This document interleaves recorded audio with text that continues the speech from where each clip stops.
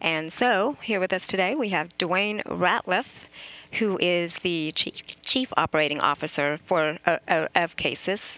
Welcome, Duane. Thank you for coming thank you today. for having me. You came all the way from Florida.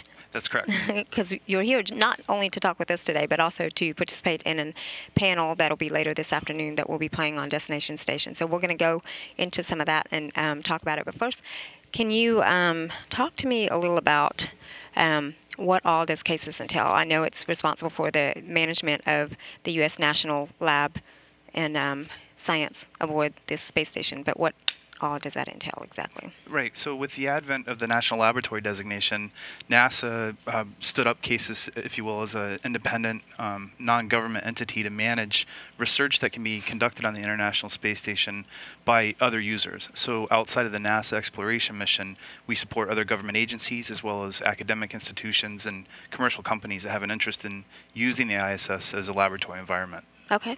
And so this started, what, just under 3 years now? Yeah, a little less than 3 years ago, August of 2011, we stood up operations. Okay. And so can you give me just a brief overview from the time that we stood up as an organization and up until now? Yeah, so we've been really, really busy.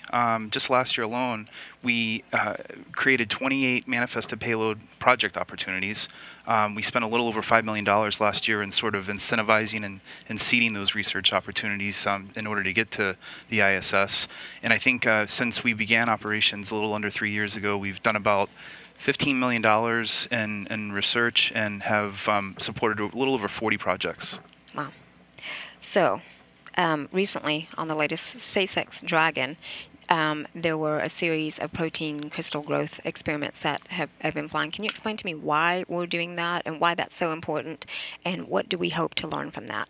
Yeah, so one of the first things CASIS did was to really understand what were the most operative and innovative opportunities that the ISS had with respect to being a laboratory that ground-based Earth application type of research could take advantage of. Protein crystal growth is really one of those standout opportunities where we know that we have advanced protein crystallization and microgravity. What CASIS is doing, though, is we're taking advantage of that known opportunity and focusing on very specific membrane-bound proteins that have a lot of interest in healthcare applications, primarily cures for major diseases, if you will.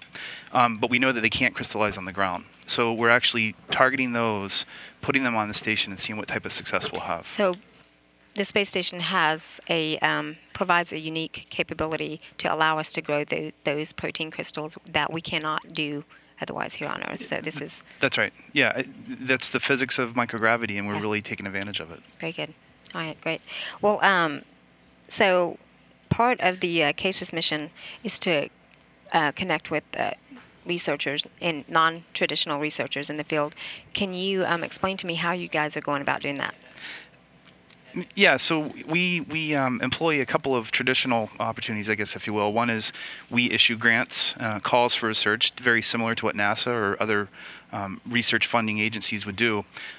But because we're trying to attract a user group that really may not be familiar with International Space Station and the opportunities it provides, we do a lot of traditional business development as well. So we actually go out into the marketplace, do a lot of outreach and education, inform them of the opportunities that companies may be able to take advantage of, and then try to put together business development deals. Okay. And I know, so NASA recently issued out a request for information, also known as an RFI. Can you tell me a little about that and how, combined with CASIS, that's going to help us really get more proposals and more people helping us and working on utilizing the space station? Right. So I look at the International Space Station as well as CASIS, as well as a national laboratory model as being a very pioneering early on effort.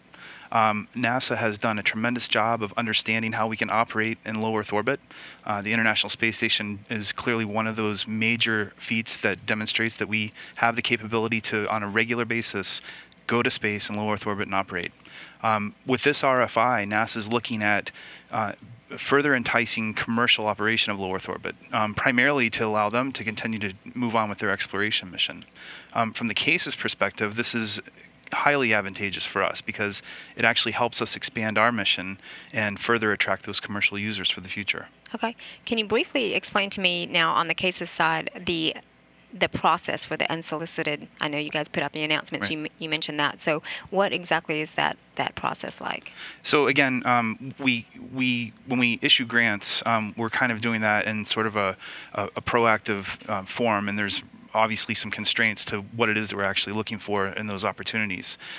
Clearly, we don't understand all the capabilities that ISS provides, and clearly we don't have enough time to really exploit those. So with our unsolicited proposal process, what we do is invite investigators, researchers, potential users to come to us with the ideas that they may have in mind.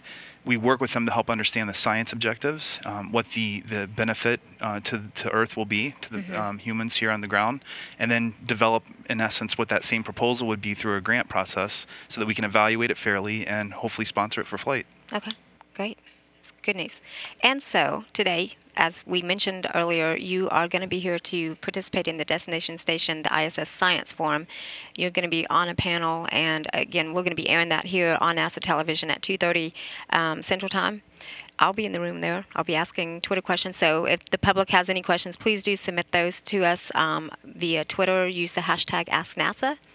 And so I'll be there. But real quickly, can you tell me what is a takeaway? What are you hoping that people will take away from this panel today? Right. So as I mentioned earlier, general education to the general public, if you will, about the ISS and particularly its capabilities as a state-of-the-art research facility and laboratory is something that we really want to promote and conduct significant outreach on. Destination Station is one of those outreach projects, activities, and programs that we work very closely with NASA on to actually achieve that. So it's getting the word out, if you will, and hopefully exciting and enticing the next generation users. So more engagement. Great. Good deal. Thank you again for coming out, and I'll see you later on this afternoon. Great. Looking forward Thanks so to much. it. Thanks.